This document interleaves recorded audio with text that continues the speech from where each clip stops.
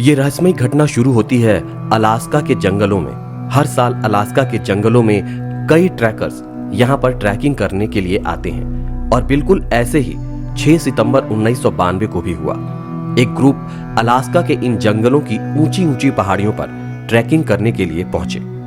इनमें से बहुत सारे लोग थक गए थे, इसीलिए आधे लोग एक जगह पर रुक गए और बाकी लोग आगे बढ़ने लगे। जब ये ग्रुप पहाड़ी की ऊंचाई पर पहुंचा तो उन्हें वहां पर एक बस दिखाई दी। इस बस के ऊपर बस नंबर 142 लिखा हुआ था। ग्रुप ने सोचा कि थोड़ा बस के अंदर आराम कर लेते हैं, लेकिन जैसे ही वो बस के पास पहुंचे एक अजीब सी गंध आने लगी। कुछ इनमें से पीछे हट गए, लेकिन कुछ ने अंदर झांक कर देखा कि आखिर ये गंध आ कहां से रही है। और जो नजारा उनके सामने था, उनके रोंगटे खड़े हो गए। उस बस के अंदर स्लीपिंग बैग में एक लाश पड़ी हुई थी जो पूरी तरह से सड़ चुकी थी। इस नजारे को देखकर वो तुरंत बस से बाहर निकलते हैं और 911 पर कॉल करते हैं और कुछ ही देर बाद पुलिस वहां पर पहुंचती है और तहकीकात शुरू हो जाती है। जांच में पता चलता है कि इस व्यक्ति का नाम क्रिस मैकेंडलिस था, जो एक एक्सप्लोरर था, यानी कि वो लोग जिन्हें एडवेंचर पसंद होता है।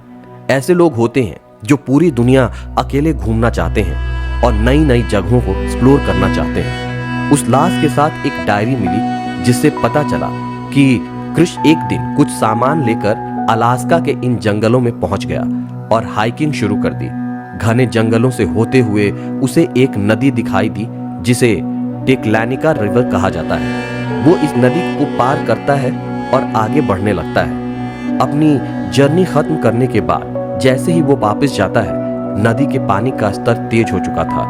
इस वजह से वो काफी देर के लिए वहीं पर रुक जाता है। इसी बीच उसे ये बस नंबर 142 दिखाई देती है जिसमें वो आराम करने लगता है। काफी दिन हो जाते हैं, लेकिन नदी के पानी का स्तर कम नहीं होता, जिसके बाद वो इसी बस को अपना शेल्टर यानी कि आशियाना बना लेता है। भूख लगने पर वो आसपास के जंगलों से बेरीज तोड़कर खाता है, या जो भी उसे कुछ खाने को मिला वो उसे खाकर जिंदा रहने की कोशिश करता है। लेकिन कुछ ही दिनों बाद उसे समझ में आ जाता है कि उसका आखिरी वक्त आ गया है। लेकिन क्रिस की एक आदत थी, वो अपनी डायरी में हर रोजमर्रा की चीजों को लिखता था।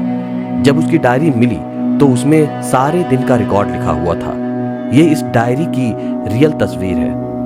इस डायरी में आप 100 दिन पर देख सकते हैं कि उसने लिखा था कि मैंने कर दिखाया, लेकिन मैं बहुत कमजोर हूं। इसके बाद 107वें दिन पे उसने लिखा ब्यूटीफुल ब्लूबेरी, और उसके बाद बाकी दिनों में उसने सिर्फ एक मार्क कर छोड़ दिया। लेकिन जब आप 113वें दिन पर नजर डालेंगे तो आपको कुछ नहीं दिखाई देगा। शायद ये वो दिन था जिस दिन उसकी मौत हुई। सबसे हैरान करने वाली बात यह है कि जहां पर क्रिस की डेड बॉडी मिली, उससे सिर्फ 1 किलोमीटर की दूरी पर एक केबल ब्रिज था जिससे वो उस नदी को पार कर सकता था। लेकिन क्रिस को इसके बारे में कोई नॉलेज नहीं थी, क्योंकि ना ही उसके पास कोई मैप था और ना ही कोई नेविगेशन डिवाइस। अपने आखिरी दिन में उसने अपनी कुछ तस्वीरें भी ली थी। ये क्रिस की रियल तस्वीर है जिसे उसने अपने आखिरी समय में खींचा था। क्रिस की पूरी कहानी जानने के बाद दुनिया भी हैरान रह गई और फिर ये बस नंबर 142 एक टूरिस्ट अट्रैक्शन बन गया। अब सिर्फ उस बस को देखने के लिए दूर दूर से लोग अलास्का के इन जंगलों में हाइकिंग के लिए आते हैं। लेकिन कई लोगों के साथ वही हुआ जो क्रिस के साथ हुआ था। जैसे ही उन्होंने टेक्लानिका रिवर को पार किया, उसके कुछ घंटों बाद उस नदी के पानी का स्तर बढ़ गया और क्रिस की तरह ही कई लोगों की मौत भी हो गई।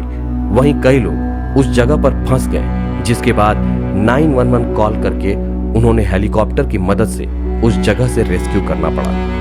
लेकिन लगातार हो रही मौतों की वजह से सरकार की नींद उड़ चुकी थी। आखिरकार मिलिट्री और गवर्नमेंट की मदद से उस बस को एक मिलिट्री हेलीकॉप्टर से उठाकर एक नई जगह पर ले जाया गया और आज ये बस म्यूजियम ऑफ अलास्का में रखी गई है। आज भी इस बस को देखने के लिए दूर दूर से लोग आते हैं। लेकिन असलियत में ये रियल स्टोरी इतनी फेमस नहीं होती अगर इसके ऊपर कोई फिल्म नहीं बनी होती। 2007 में इस कहानी के ऊपर एक मूवी बनी जिसका नाम था इनटू द वाइल्ड। इसके अलावा कई राइटर्स ने इस कहानी के ऊपर किताबें भी लिखी हैं।